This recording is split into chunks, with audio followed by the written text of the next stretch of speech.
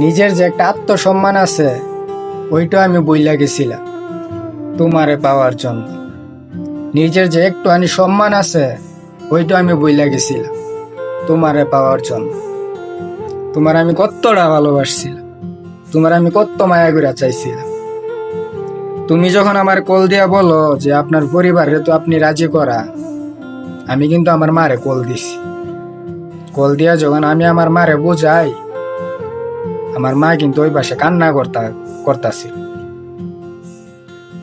আমি তখন যে মারে কি বলবো ওইটা আমার মাথায় আসতাছিল। তারপর আমি আমার মারে বুঝাইছি যে মা, ওরে তো আমি মন থেকে ভালোবাসি, ওরে ছাড়া তো আমি থাকতে পারবো না। আমার মা কিন্তু ওই পাশে কান্না করতেছে, তারপর আমি আমার মনটারে নরম করি নাই। আমি আমার মনটারে একটু আনি নরম করি নাই, নরম করে আমার একটা কথা বলি নাই।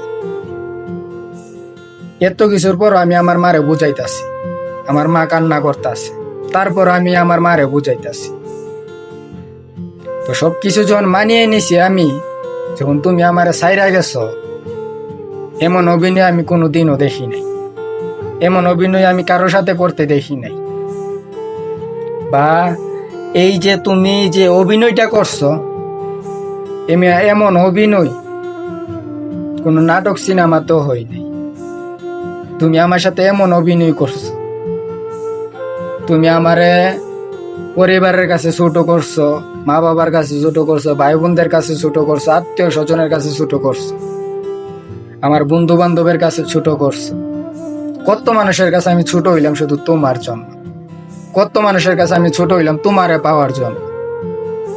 আর তুমি কিন্তু সেইটিকে হারিয়ে গেল।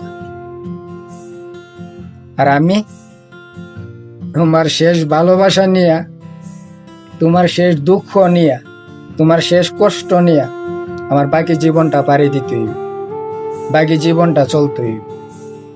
এভাবে আমার জীবনটা কাটতাছে। না আছি ভালা, না আছি খারাপ, না কেমন আছি ওইটাও আমার অজানা। এইভাবেই চলতেছে আমার জীবনটা।